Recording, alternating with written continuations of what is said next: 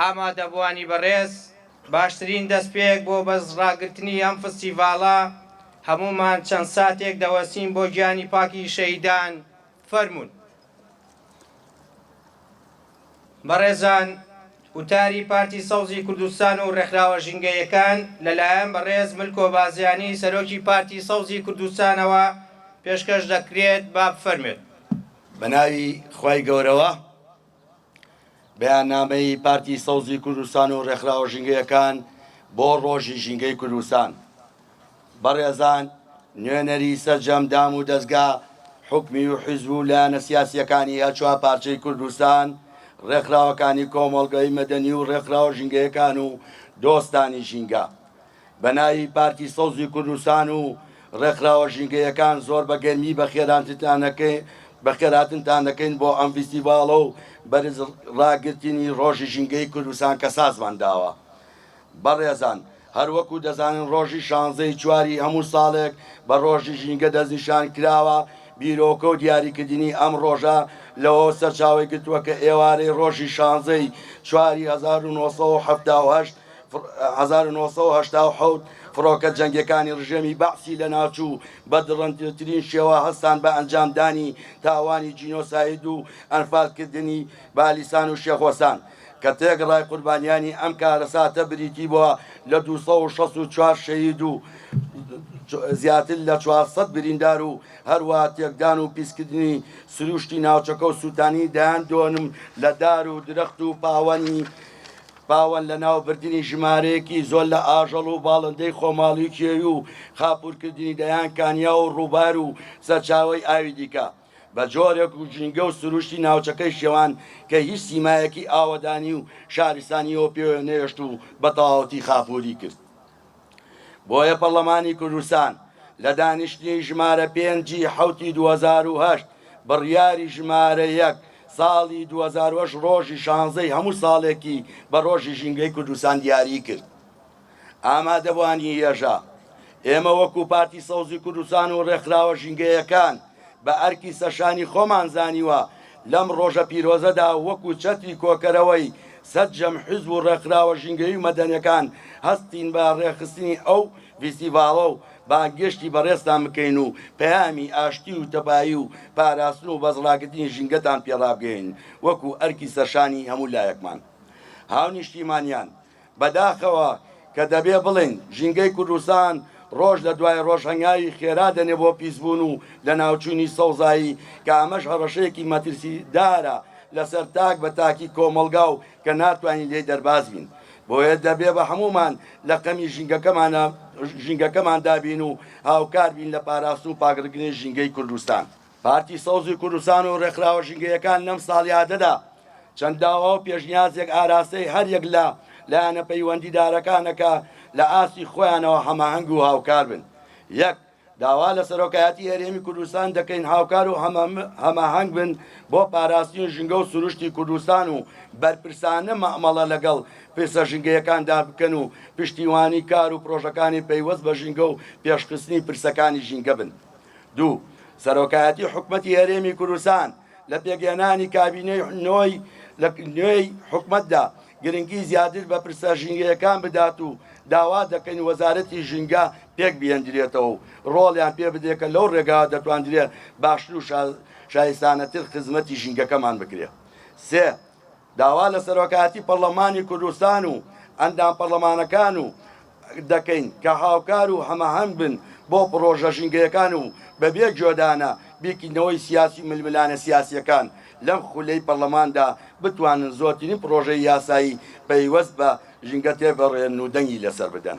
چوار، داوا لە سەرۆک و سکیتێری حیزبەکان دەکەین هاوکار و باڵپشتمان بن بۆ ڕوبەڕووبوونەوەی مەترسیەکانی پیسبوونی ژینگە و سروشت بە هیوای ئەوەی لە داهاتوودا هەمومان پێکەوە بتواندین دەست لە ناو دەست زۆرترین پرۆژە و چالاکی ژینگەی ئەنجام دەین و کوردستان بپارێزین لە مەترسیە ژینگەیەکان و گۆڕانکاری کەشوهەوا پێکەوە هەنگاو بنین بەرەو داهاتوویەکی باشتر لە ژینگەیەکی تەندروست بۆ خۆمان و نەوەکانی داهاتوومان.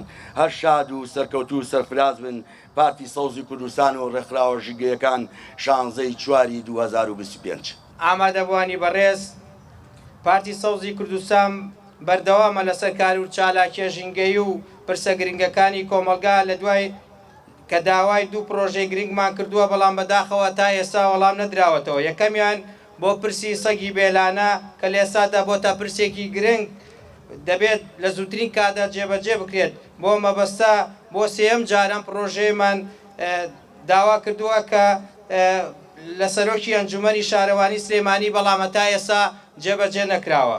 هەروەها پرۆژێکی 100,000 دارمان داوا کردووە لە ژووری بازرگانی سلێمانی کە جۆری دارەکەش داری زەیتونە بەڵام هەتا ئێستا نەچۆتە بواری جێبەجێکردنەوە. ئێستاش داوا لە میوانە بەڕێزەکان دەکەین کە هەر یەک لە ئاسخۆیەوە باڵندەیەک بەدەستەوە بگرێ و پاشان هەمومان بەیەکەوە ئازادی بکەن. فەرموون.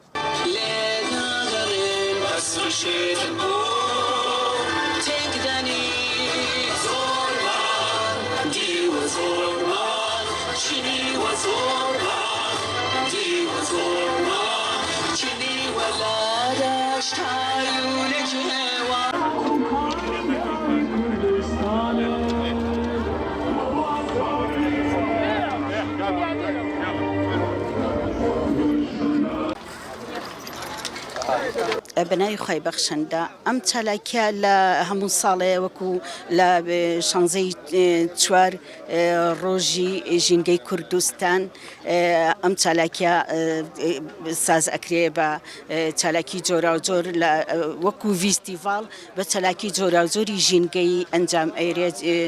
چالاکیەکان ساڵانە ئەگۆڕێ هەندێک جار ڕێزلێنانی تایە بۆ ژینگە دۆستان و ژینگە پارێزان و ئەو کەسانی کە خزمەت بە ژینگە ئەکەن و چاندنی نەمام و ئازادکردنی باڵندە بە شێوەیەکی بەرفراوان و هەندێک جار ئازادکردنی سمۆرەشی تیا بووە و چەندین چالاکی تر کە خۆی لە ژینگە پارێزی ئەگرێتەوە. بەڕاستی زۆر زۆر گرنگە وەکو تاکی هاوڵاتیان هەر یەکێک لە ئێمە وەکو ڕۆحی خۆمان وەکو چاوی خۆمان زۆر گرنگە ژینگەکەمان بپارێزین.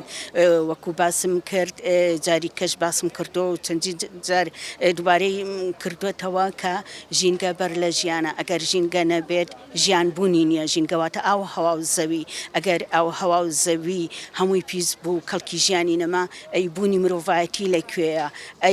ئەگەر خاوەنی گەورەترین سەرمایە و باشترین بەرزترین بڕوانامە بین هیچی دەوری نامێنێ ئەگەر کۆتایی بە ژیانی ئێمە هات بەهۆی پیسبوونی ژینگەوە. لەبەر ئەوە ژینگە ئەرکی هەمومانە کە ژینگەکەمان بپارێزین. ژینگە پارێزی تەنها ئەوە نیە ئێمە خاشا کۆ بکەینەوە و یان سەرجادە و کوچۆ کۆڵانەکان بە خاوێنی ڕابگرین. ژینگە چەمکی زۆرە و زۆر لە سێکتەرەکان ئەگرێتەوە. ئەرکی حکوومەت هەرێمی کوردستان کە کاتێ کیمیاباران لە شێخوەسان و چەند ناوچەیەکی کە کرا ئەم کیمیابارانە بووە هۆی بە کۆمەڵکوشتنی خەڵکی ئەو ناوچەیە و وێرانکردن و ژەهراوی بوونی ژینگە بە تەواوی لەو ناوچەیە حکوومەت هەرێمی کوردستان بە بڕوای خۆی و قەراریە قەناعەتی بەوە کرد کە ڕۆژی ژینگەی کوردستان ساڵانە ڕۆژێک دابنرێ بۆ ژینگەی کورد بۆ بەرزڕاگرتنی ژینگەی کوردستان و پاراستنی ژینگەی کوردستان. لەگەڵ ئەوەشا کە ئەوان خۆیان ئەم بڕیاریانە و ئەم ڕۆژەیان دروست کردووە ئەرکی خۆیانە بەرپرسیارەتیەوە کار بۆ پاراستنی ژینگە بکەن و ژینگە پارێزی تەنها بە هاوڵاتیان ناکرێ چونکە هاوڵاتیان هەر ئەوە ئەتوانن کە خاشا کەم بکەنەوە و پاکوخاوێنی ڕابگرن و نەماون بڕوێن و هەندێشتی بچووک بەڵام ئەرکی ئەوانە بە ژینگە پارێزی هەستن بە شێوەیەکی گەورە و بەرفراوان هەنگاوی گەورەی بۆ بنێن. ئەم هەنگاوە گەورەیە ئێستا چەندین سیارەی گاز و بەنزینێتە شارەوە و ئەم هەموو ئەکسۆز و دووکەڵە بە هەوایە بڵاو ئەکاتەوە ئەبێتە هۆی دڕاندنی پەردەی ئۆزۆن. چی هێزێک هەیە چاکی بکاتەوە؟ چی هێزێک هەیە بەرگری لە مەترسیەکانی ئاسمان بکە کە دائەبەزێ بۆ سەرزەوی و ئەبێتە هۆی ژەهراوی بوونی سەرزەوی و ئەبێتە هۆی دەیان جۆری شێرپەنجە بۆ مرۆڤایەتی. ئەوان گرنگە سیستەمی قیتار و میترۆ بێن شار و نێوان شارەکان هەم لە شارەکان میترۆ و قیتار لە نێوان شارەکانە دروست بکەن چونکە کوردستان خاوەنی سەرمایەکی گەورە و بەهێزە ئەتوانێ هەموو شتێک بکات ئەگەر هەنگاوی بۆ نەنێ ئەوە ستەم لە نیشتیمانەکەی لە دانیشتوانەکەیەکە.